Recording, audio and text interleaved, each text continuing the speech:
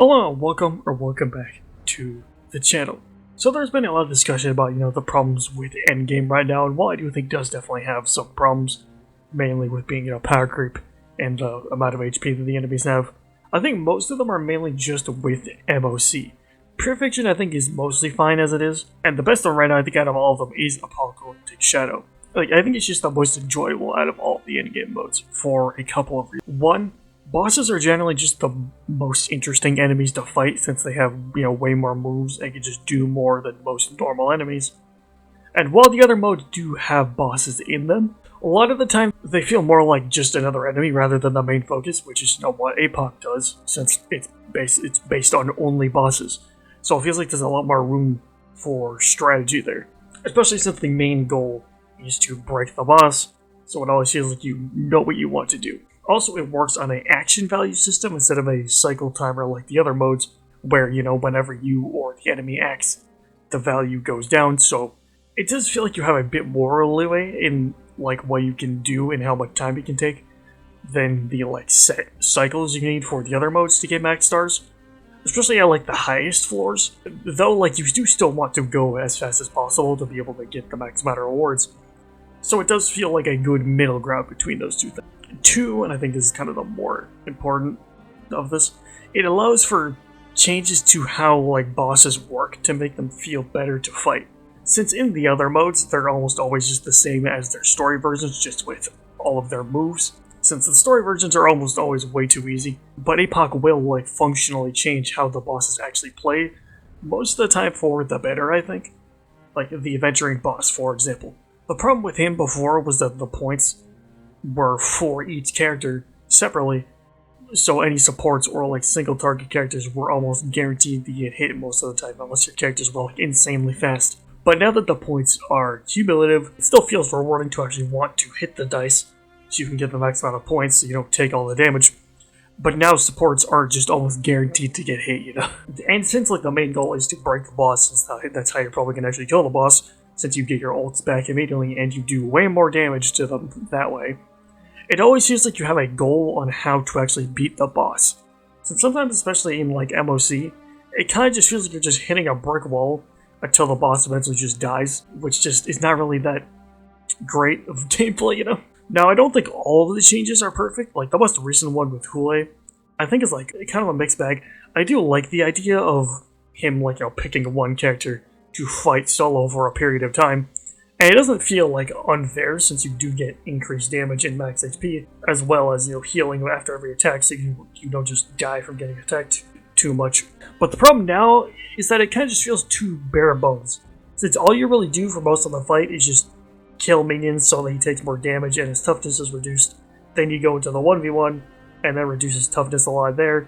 And then you kind of just repeat that over and over until you break him, and then you just kill him. And then you move on to the next phase, and then you just do the same. I think that if they could somehow combine this mechanic with the older version of him that had the Moon Rage and all that kind of stuff, I think it would make him feel a lot better to play, since I do think this is a interesting mechanic, and I do think that this version of him is definitely kind of better to fight because he's a lot less annoying, but I think he's also a lot more boring.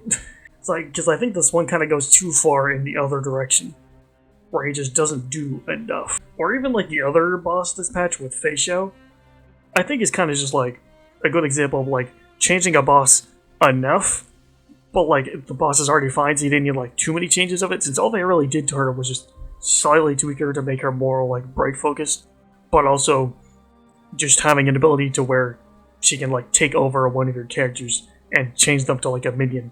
Which, that minion isn't even useless, since they can actually help with, breaking all of the different pieces of her. Which, I think it's mostly fine to have, sort of, smaller of a change, since it was already, in general, just a good fight. But I do think overall it is, good, since it allows them to go back and change some bosses that kind of had some problems with their first iteration of their fights. 3, which I think is kind of, the main one, Apoc has, I think, the most variety of what characters can be good in it. Since unlike MOC, which only has one buff, being kind of the most limiting of all of them, and Pure Fiction having 3, which is a lot better, but it is still mainly AoE / erudition focused, which I think works fine for that mode, but it does also make it a bit more limiting. But in APOC, almost like anything can work. Since there are 6 buff options, 3 on each side, it allows for a lot more characters to be good since there's a lot more characters that can work with the buffs. Obviously, there is like some that mainly are focused towards the new characters, but I think it's fine to have like 1 or 2 like that, and then have the rest be for other characters. And the bosses in general just have a lot of different ways that you can beat them, and like different archetypes. Like follow-up and counter characters like Yunli are really good against Hule since they can react to how much he attacks. And also, characters like Aventurian can stop you from dying as much. Or, AoE being really good against the Flame Reaver so they can actually kill his shadows quickly before they do all that damage to you. Overall, it just feels like it has the most variety. Single target is good to try and kill the bosses as fast as possible. AoE is good since the minions will often lower the boss's toughness bar and also damage them as well. This is like the best mode for break since they can, get the bar down the fastest and can kill the boss really fast when they are broken. And also generally just a lot of the buffs and stuff work well with break. And the only characters that I really say are bad in this mode are characters that are kind of just bad in general, like Yanqing. At the end of the day, is Apocalyptic Shadow perfect? No, I do think it can be a bit basic since there are only 2 bosses that just get harder with each floor. So it doesn't feel like there is that much reason for the lower floors to be there besides just more rewards since the first 3 floors are pretty easy. But I mean, you could say that about most of the other modes as well. But at least there they have different sets of enemies for each floor. Here it's just the same boss the whole way through. Maybe if you had an option of 2 bosses on each side, it would add more variety. But I kind of doubt they would do that because then they would have to make 4 different sets of buffs every single time. So I doubt that would actually happen. But overall, that's kind of the only real problem I have with the mode, besides maybe them overusing certain bosses too much. But that's kind of more just an in general problem.